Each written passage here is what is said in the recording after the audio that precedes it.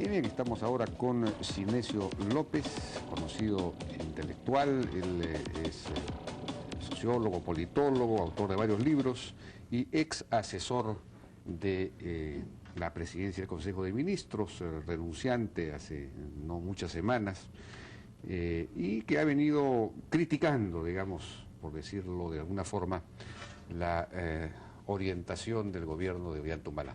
Sinesio, buenas noches, ¿qué tal? Buenas noches, ¿cómo te va? Bueno, tú y algunos de los que, digamos, renunciaron al gobierno, perciben, digamos, que Ollanta-Humala los habría traicionado a ustedes, en buena cuenta, o ha traicionado a su programa, digamos. Sí. Eso es un poco lo que ustedes afirman, pero en realidad, si uno mira las cosas, estaba leyendo un artículo de Carlos León. Humala empieza a apartarse desde el 10 de diciembre del año 2010, cuando lanza su candidatura, donde él tenía, según este artículo, dos discursos, uno en la línea de la llamada Gran Transformación, que se plasmada en el famoso plan, y otro redactado por Fabre, y opta por este segundo, por una línea mucho más moderada. A partir de ahí es que él comienza este asunto. Y quizás ustedes no percibieron o no quisieron darse cuenta de ese cambio, porque es una cosa antigua, no es una cosa de ahora. Yeah. ¿No? A ver, Jaime, yo te diría lo siguiente. Ni Ollanta es traidor, ni fue iluminado repentinamente por el modelo neoliberal una vez en el poder. Yo creo que no hay ni una ni otra cosa. Lo que yo sostengo es lo siguiente, que en realidad los cambios y los giros que ha dado Ollanta, porque ha habido cambios, son producto de correlaciones de fuerzas sociales y políticas que hemos vivido en estos últimos tiempos, ¿no? Y yo diría que la cosa puede comenzar por donde tú señalas, es decir, la primera vuelta se da debido a una alianza que hay entre nacionalistas e izquierdistas, digamos, y eso da más o menos 32%, ¿no? Sin embargo, en el medio hay, antes de esa primera vuelta, efectivamente hay un pequeño viraje, ¿no? Hay un viraje, claro. incluso que se manifiesta ya en este compromiso famoso antes de la primera vuelta, firmado por él, que era ya claramente lo mismo que después fue la hoja de ruta, digamos, compromiso, ¿no? Por el Perú. Compromiso por el Perú, claro. Exacto. Y toda su campaña, una campaña mucho más moderada, ¿no? Entonces, todo el mundo decía que él está buscando. Hay dos grandes etapas en la campaña, ¿no es cierto? Hay la etapa donde es desarrollada básicamente por la gente que está en el Perú, que es básicamente una campaña política, ¿no? Luego vienen los asesores y hacen una campaña propiamente electoral, que es distinto a la política, ¿no? Entonces cuando ellos llegan, dicen, ven una encuesta y dicen, uy, 60%, 70% no votaría de ninguna manera por ti. Hay que bajarlo a 20, ¿no? Sí, pues. Entonces, cámbiate de polo, ¿no? Deja el polo rojo, en fin, hay que comenzar a moderar un poco el lenguaje, pero eso es producto de la campaña, ¿no es cierto? Es producto de la campaña, no hay un cambio programático aún, ¿no es cierto? Se podría suponer que era una estrategia electoral. Exacto. Y no necesariamente programática. Y yo creo que la campaña electoral, como tú sabes, son legítimas y tienen un sentido en sí mismo, no hay que menospreciarlas. Y entonces, y eso es lo que pasa a veces con los políticos, con la izquierda en general, que no valoran la campaña, ¿no es cierto? Creen que es una cosa así, ¿no? Pero ustedes estaban en desacuerdo con esa campaña porque decían que no estaba dando resultados, es decir, no seguía en el cuarto lugar, no subía en la intención de voto, y entonces le reclamaban más radicalidad para ganar al sector supuestamente radical que hay en el país. Yo asumo eso, yo lo escribí, ¿no es cierto? Claro, sí, pues. Yo lo escribí y asumo que hubo un error, sin duda, mío, ¿no? Yo pensaba que lo que primero había que hacer era consolidar las fuerzas que se tienen. Las apuestas más o menos que incidían en los sectores populares y que ahí había una cierta radicalidad y eso. Y después ya en la segunda vuelta había que moderarse porque había que ganar a las clases medias, ¿no es cierto?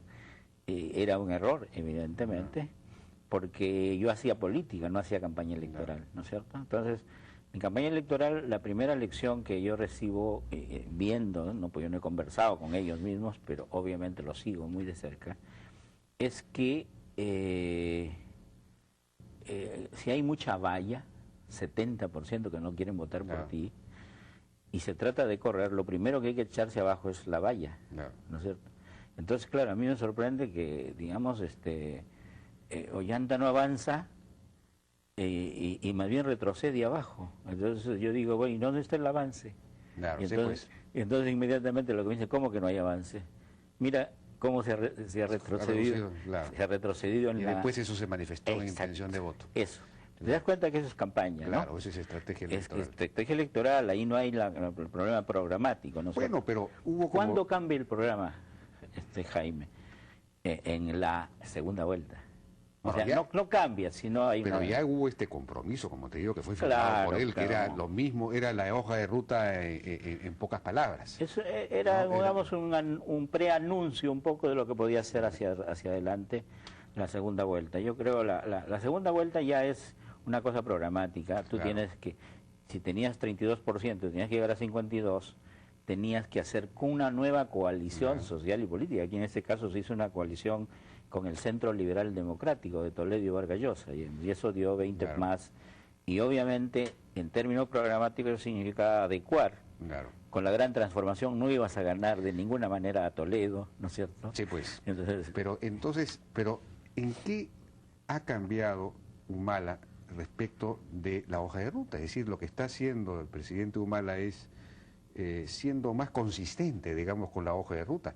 Uno puede analizar la salida incluso de los sectores de izquierda del gobierno como, digamos, la salida de los remanentes del primer plan, ¿no? Entonces, en realidad, no se le puede acusar de haber sido copado, cooptado, comprado o lo que fuese por sectores económicos o lo que fuese, porque simplemente está siendo más coherente con la hoja de ruta. a ver, yo no digo también que Ollanta ha sido comprado. A mí yo le tengo mucho respeto a Ollanta, ¿no? Y nunca diré eso, ni traidor, ni comprado, ¿no? No, pero sí he Pero- usado la palabra capturado. Ya capturado sí, pero pero- capturado es otra cosa. Mira, Bueno, pero pero es lo mismo, pues. Atahualpa también lo capturaron. digamos, ¿no? sí, Pero bueno. lo que quiero decir es lo siguiente, fíjate, yo creo que sí hay un cambio, y yo lo he dicho ayer en algún canal de televisión, cuando digo, hubo un mes en que Ollanta quiso organizar, sobre la base del resultado de la segunda vuelta, un gobierno legítimo. Se tenía un equipo, y era un buen equipo, había manejado los aparatos económicos en el tiempo de Toledo, o sea, me estoy refiriendo a Curry y a Oscar, ¿no?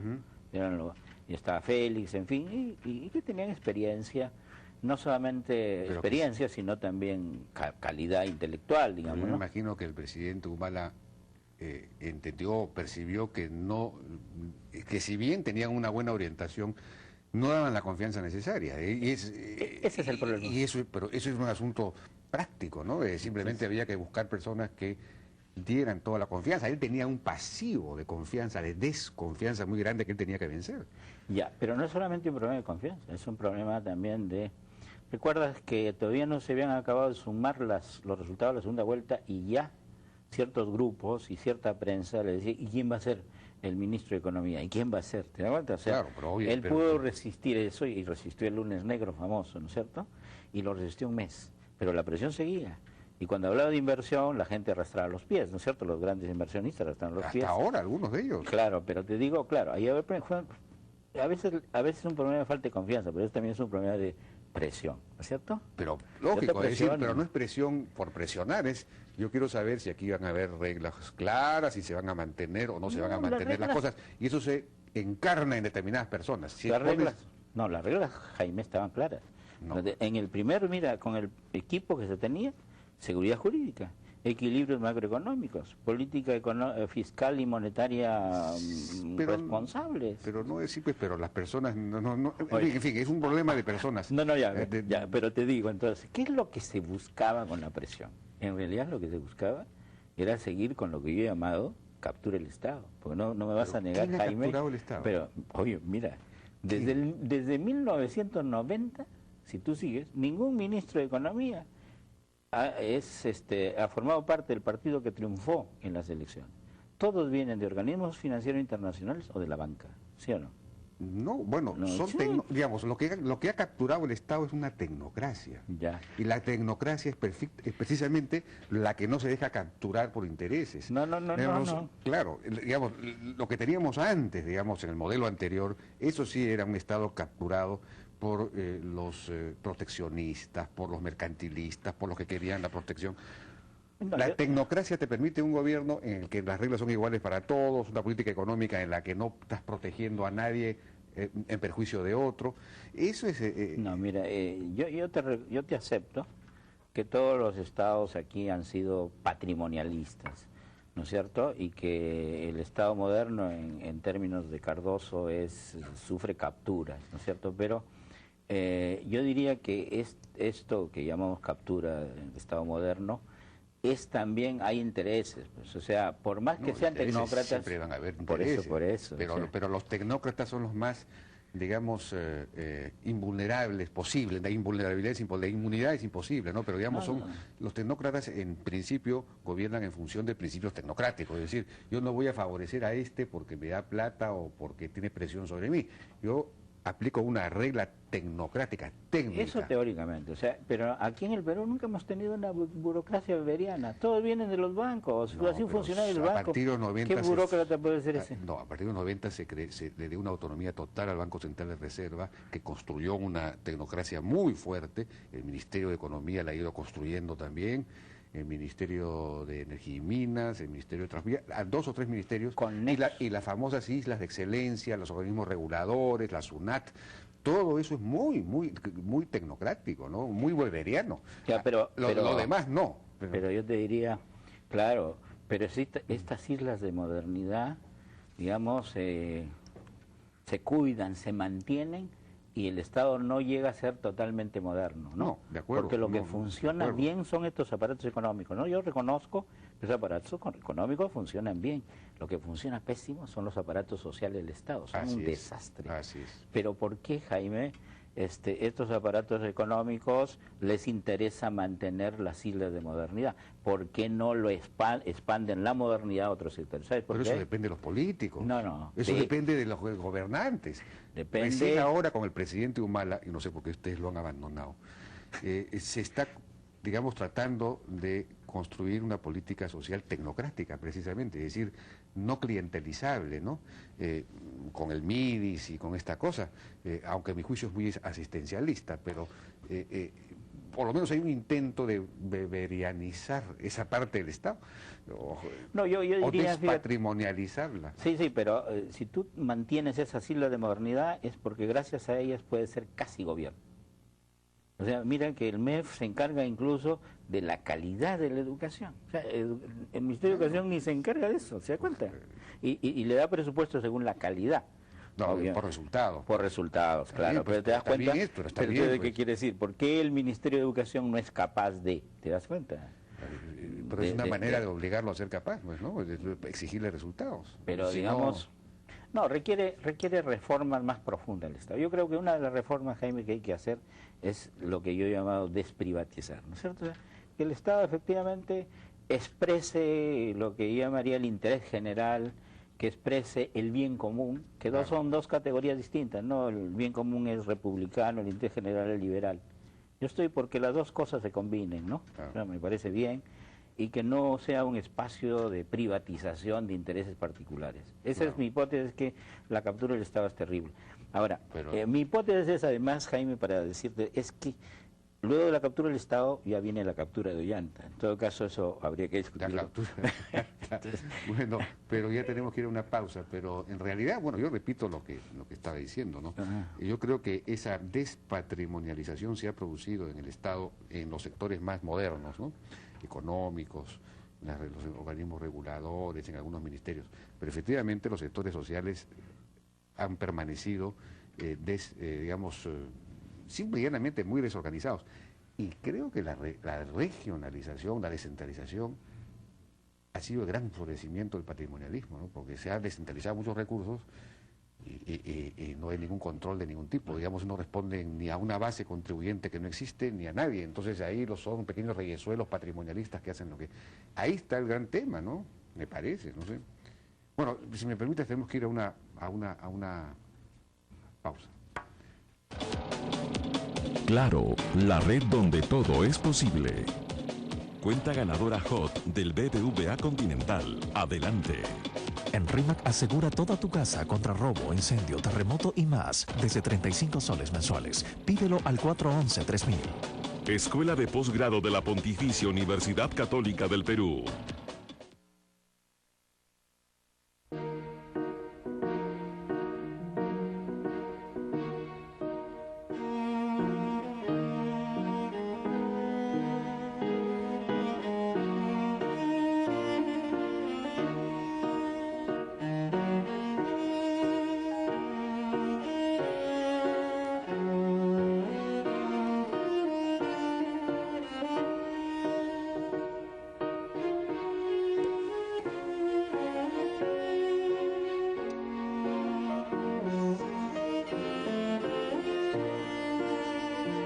Abre tu cuenta ganadora y participa por una cena con Micha, Flavio y James para ti y 5 amigos más. Y del gran premio de 1.000.000 de soles. Adelante, BBVA Continental.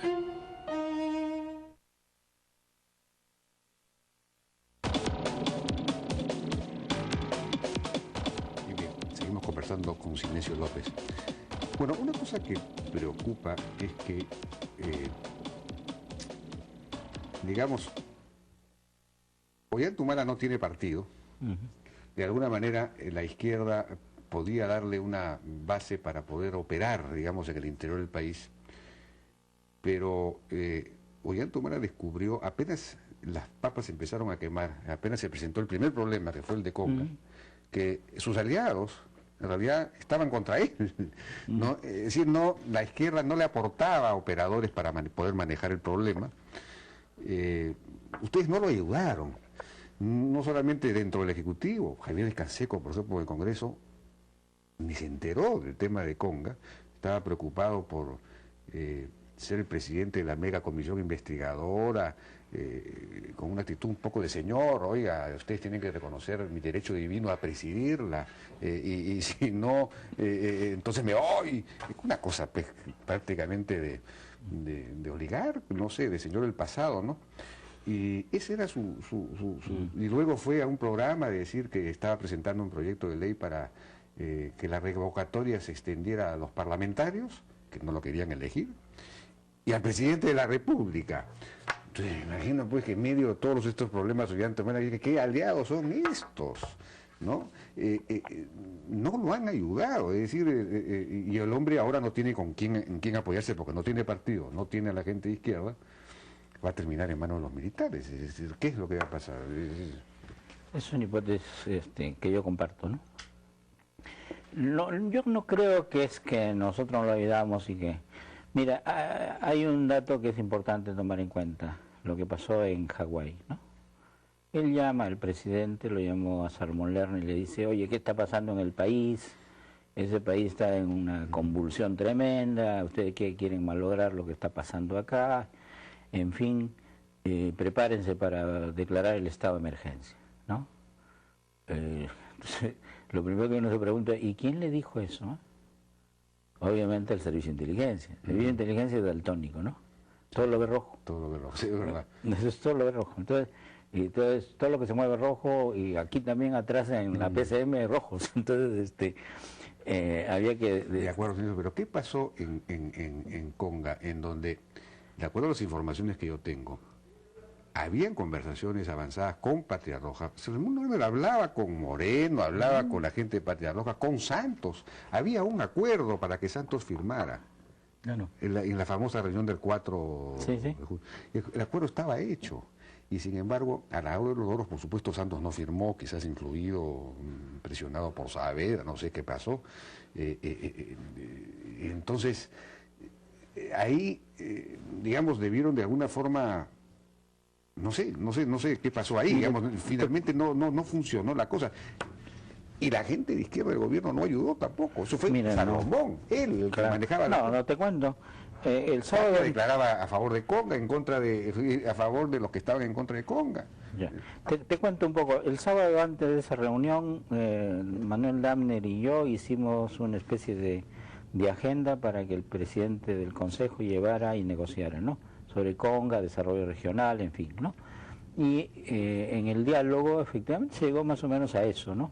Ahora, lo que pasa es que cuando Salomón llega, encuentra ya un escenario que él no sabía, digamos, en todo caso él pensaba que lo de estado de excepción o de emergencia era una salida al final si fracasaba el diálogo, pero cuando él llega ya está el ejército en la plaza, ¿no es cierto? Entonces es un escenario que él no esperaba, y cuando tiene que dialogar, la lista de los que tenían que dialogar la había señalado el servicio de inteligencia. Entonces Salomón tiene que decir, oye, y aquí faltan algunos, y entonces Salomón hace entrar algunos que iban a ser protagonistas para poder dialogar. Y entonces, mientras se desarrollaba el diálogo, ahí se desarrollaban dos escenarios muy claros. Uno es Salomón, que quiere llegar a buenos resultados a través del diálogo, y otro, yo creo que es la estrategia de Ollanta y del primer ministro de ahora, que lo que quieren es declarar de todas maneras el estado de emergencia, por varias razones, ¿no? Entonces, mientras se desarrolla el diálogo, hay una tensión muy fuerte entre el presidente de la República y el primer ministro. Tensión, ¿no? Entre el primer ministro y... Claro, porque el presidente lo llama cada rato. Ya. Y le dice, oye, acá ataca, acá. Hasta que el primer ministro estalla, le dice, déjame trabajar, ¿no? Con otras cosas, ¿no? Y entonces, ahí se produce una, ¿no?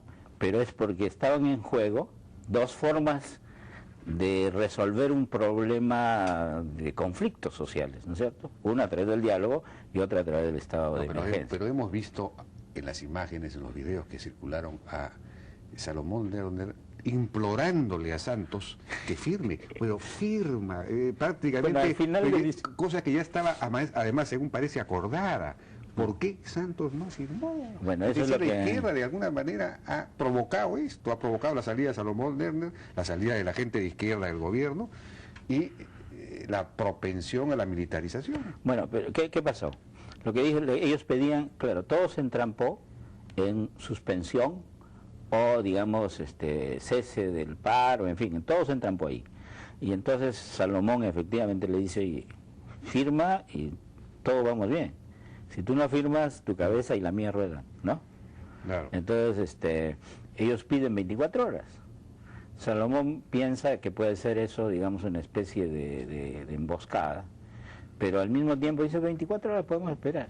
Pero entonces Ollanta y el primer ministro de ahora dicen, no ahorita, que firmen, ¿no? ¿Por qué era importante declarar estado de emergencia cuando ya no había situación de excepción? Jaime, tú sabes que un estado de emergencia se declara cuando hay situación de excepción. ¿Situación de excepción qué es? Ruptura del monopolio de la violencia, caos político. Ya eso había pasado. Había habido una semana antes, ¿no es cierto? No, había pasado el viernes, pero se reanudaba el lunes. Era posible que se reanudara. No, pero se había dicho, si se reanuda, si es que no... Pero había el diálogo. O sea, ya se había acordado lo fundamental. Entonces, lo que decían, déjenos una semanita, un día para poder ponernos de acuerdo. Bueno, pero entonces no se cede. ¿Y por qué era importante declarar esta emergencia? Para decir que el Estado tiene autoridad, para decir que no se bajó los pantalones, para decir que para que salga Salomón, justificar la salida de Salomón, para votar a la izquierda y para rearmar todo el gabinete. ¿Qué hubiera pasado? Estamos en contrafácticos, una pregunta contrafáctica. Si Salomón hubiera venido con el triunfo del diálogo, no salía, ¿sí o no? Entonces era necesario que fracase para que de una vez... ¿Y por qué quería sacarlo Ollanta? Porque Ollanta pensaba, efectivamente, había llegado a una cierta conclusión de que no podía gobernar con la izquierda. O sea, sabe que eso fue una política de compromiso. Cuando sube Castilla, y los amigos de Castilla, y los amigos de Ollanta, y la gente de izquierda, claro, es un gabinete un poco heterogéneo, ¿no es cierto? Pero ¿quién introduce la falta de cohesión? No somos nosotros, son los que vienen. Nosotros introducíamos falta de cohesión con respecto al pasado, ¿no es cierto? Pero son los que suben al barco los en que... el manejo del gran problema que fue Conga hubo pues las disidencias, ¿no? Claras, la de Tapia, la de Chávez, la de en fin, todo el mundo. Creo que lo de Tapia se exagera, pero bueno. Descanseco que no, incluso algo dijo en algún momento, en fin. Pero nosotros estamos de acuerdo con el contenido del discurso de Ollanta. Oro y agua son compatibles. Lo que no estaba de acuerdo es con la forma. Creo en la forma. Oye, a mí nadie me da Sí, eso fue un Eso error. es un error. Eso fue un error. Fue un error. Bueno, nos están indicando que ya no tenemos más tiempo, lamentablemente. Es una conversación interesante para saber qué cosa fue lo que pasó. Sinesio López, muchas gracias por Gracias su a ti. participación en la hora N. Vamos a una pausa y regresamos ahora con Manuel Paulet. Él es vecino de los Cerros de Camacho, donde hay un problema por una obra, un edificio que se quiere construir en una zona peligrosa.